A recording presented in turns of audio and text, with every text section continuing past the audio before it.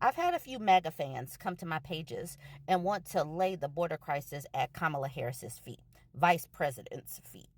And it's weird because they forget or want to ignore or whatever Donald Trump going to his Truth Social to blow up the bipartisan plans to fix the border crisis, because bipartisan means that Democrats and Republicans were actually working together.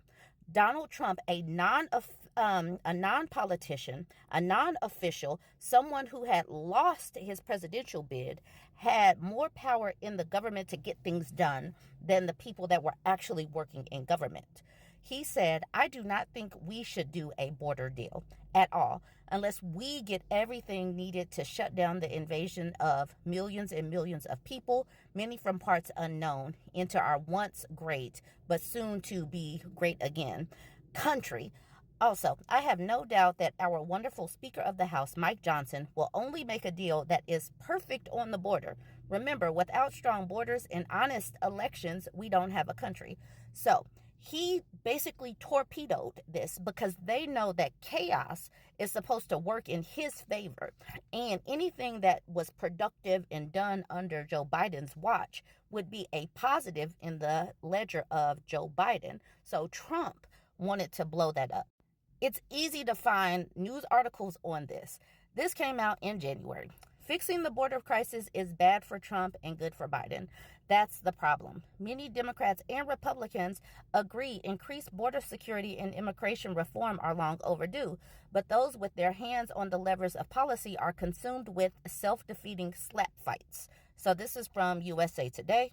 This is from The New Yorker. Why Trump's GOP sock puppets are sinking a bipartisan effort to tighten up border security.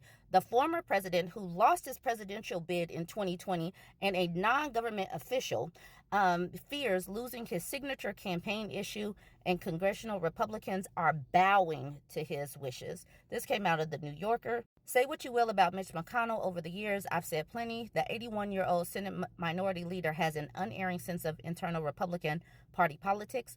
Last month, at a closed-door meeting of Senate GOP caucus, he told his colleagues that Donald Trump's hostility to a political deal on the southern border had left the party in a quandary and would likely doom any efforts to pass bipartisan legislation this year.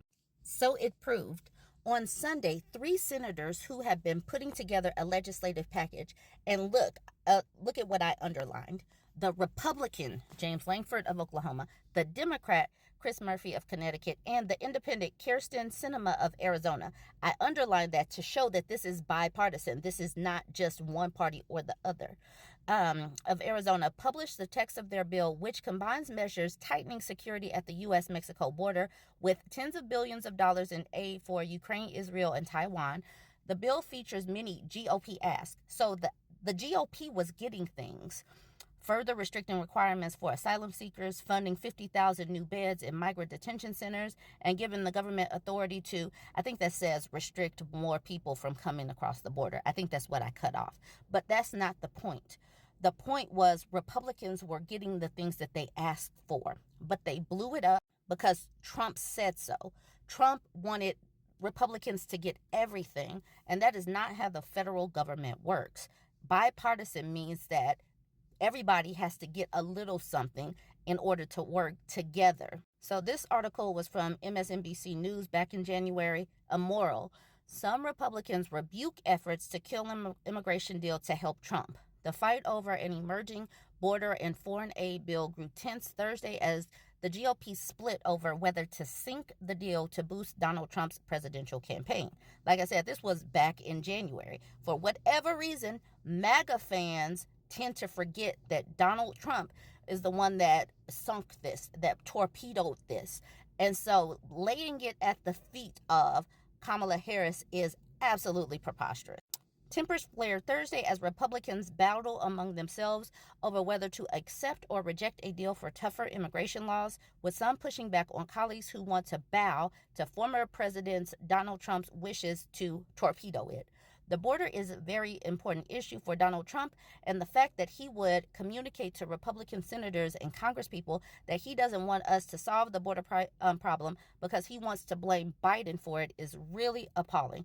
That's Senator Mitt Romney of Utah. The American people are suffering as a result of what's happening at the border. And someone running for president ought to try to get the problem solved as opposed to saying, hey, save that problem, don't solve it, let me take credit for solving it later. Senator Tom Tillis, Republican from North Carolina, urged his colleagues not to make it all about politics at the behest of another candidate. I didn't come here to have the president as a boss or a candidate as a boss. I came here to pass good, solid policy, Tillis said.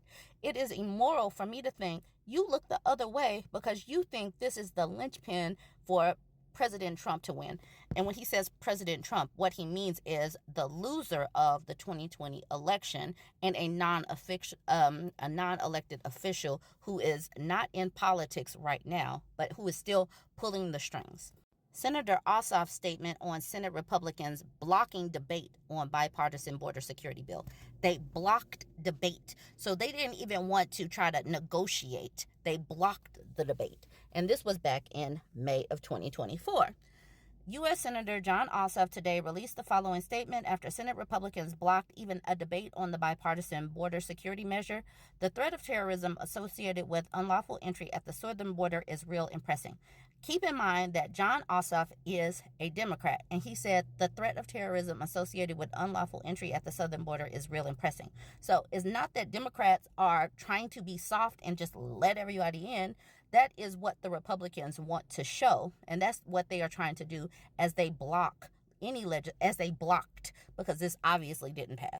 Every day Congress fails to pass a border security measure, the risk increases. Yet today, Senate Republicans blocked the Senate even from debating and considering amendments to the Bipartisan Border Act, which would have rushed enforcement resources to the border, tightened asylum standards, expedited the removal of those who abuse the asylum system to enter the country unlawfully, and hired more Border Patrol officers. Senate Republicans bent to the pressure from former President Trump to keep the border in chaos so he can wield it as an election issue. As Republican Senator James Lankford, a co-author of the Border Act, recently said on Fox News, President Trump said, "Don't fix anything during the presidential election." Today, Trump allies in Congress failed the American people and left our nation at risk. I will continue applying maximum pressure on my Republican colleagues to work across the aisle to pass a bipartisan border security bill, just as I continue to call on the Biden administration to use its executive authorities to address the crisis. Senator Ossoff, a Democrat, has been sounding the alarm on the counterterrorism threat associated with unlawful entry at the southern border, which he warns is real and urgent. So Democrats were trying to get it done because, like I said, Republicans said no, because Trump said no.